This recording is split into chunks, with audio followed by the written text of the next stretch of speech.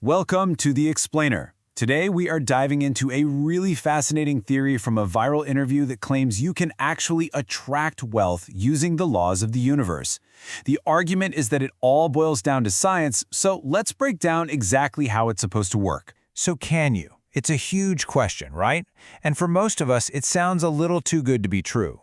But the source for today's explainer insists this isn't about magic, it's about science. Well, according to Law of Attraction coach Mitesh Khatri, the key isn't just wishing for things. It's about actually understanding and applying a specific set of principles. He calls it a science, one that's rooted in the physics of how our universe works. Okay, so this is where it starts to get really interesting. The whole theory is built on a pretty surprising foundation. The claim is that modern physics and ancient spiritual texts, like the Bhagavad Gita, are basically saying the exact same thing. So check this out. The source puts these two worlds side by side to make one really fundamental point.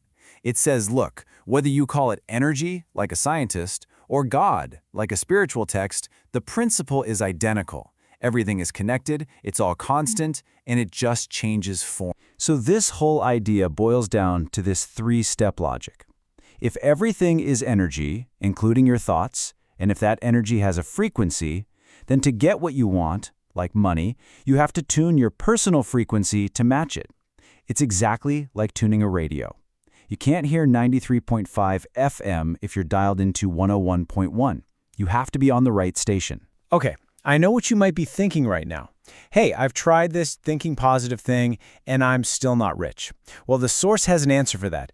Hidden inner blocks that are basically scrambling your signal. And this right here gets to the absolute core of the problem. According to this theory, it's not about the number in your bank account. It's about the frequency of your feelings about money. The argument is that you could have $1 million but feel poor. And that feeling of lack is the signal, the frequency you're broadcasting to the universe. So where do these negative feelings even come from? Well, the source claims that a whole lot of them are inherited. You know, things we heard as kids, like money doesn't grow on trees, or we just can't afford that. These things create these deep, subconscious beliefs, or money wounds, that end up sabotaging our finances as adults, and we don't even realize it's happening. Now, to make these abstract ideas a little more concrete, the source uses what it calls a money frequency test. And in the interview we're looking at, the host took this test himself. And frankly, the results were incredibly revealing about his own hidden block. So, this is one of the key questions from the test. Just think about it for yourself for a second. What's your gut reaction? Jealousy or inspiration? Your answer is supposed to reveal your whole underlying money frequency. Are you coming from a place of scarcity or a place of abundance? And here's another huge one. How do you feel about receiving money? Not earning it, but just getting it. The source claims that a surprising number of people are actually really uncomfortable with the act of receiving, and that creates a massive block. And this was the real bombshell moment in the interview.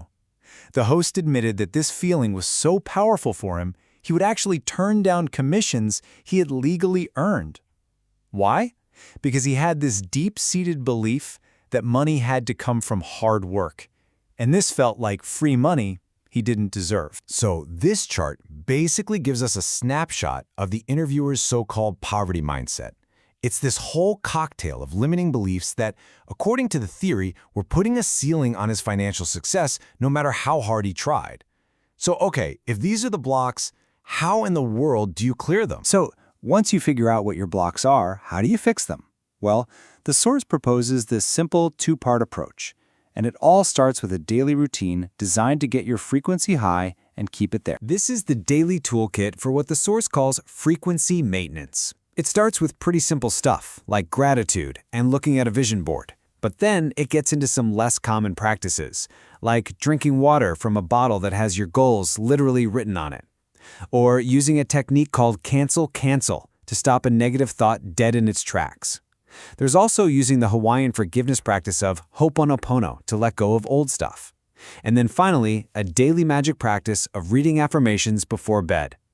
Every single step is designed to consciously tune your frequency to be more positive and, well, more receptive. But that daily routine, that's presented as just maintenance. What about those really stubborn blocks? You know, the ones from childhood.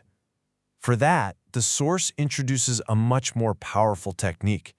It's designed for a deep, core-level repair, to literally rewire those old beliefs. That technique is called the Emotional Freedom Technique, or EFT. And the theory behind it is that our negative emotions are literally just blocked energy in our bodies. So EFT is a simple physical process that's said to release that block and get the energy moving freely again. So here's how it supposedly works. You have to focus, like really focus, on the negative belief you want to get rid of. Let's use the interviewer's discomfort with receiving money. So while you hold that feeling in your mind, you physically start tapping on specific points on your body. As you're zoned in on that negative feeling, the source says you just tap, tap, tap on these specific meridian points.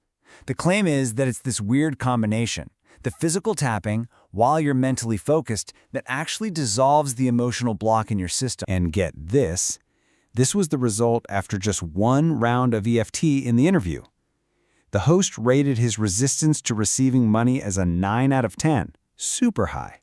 After tapping, it dropped a lot, and his firm no on the issue shifted to just confusion. According to the source, this shows just how quickly you can start to neurologically disrupt a belief you might have held for decades. This all leads us to what the source says is the ultimate point of all of this. The goal isn't really about figuring out how much money you can make. It's about realizing how much money you are subconsciously stopping from coming to you. It's not about creating something from thin air, but about removing the dams that are blocking the flow. And that's the final thought we'll leave you with. From this perspective, the power to totally change your financial reality doesn't live out there in the world. It's right inside your own head. What if your biggest financial limit is you?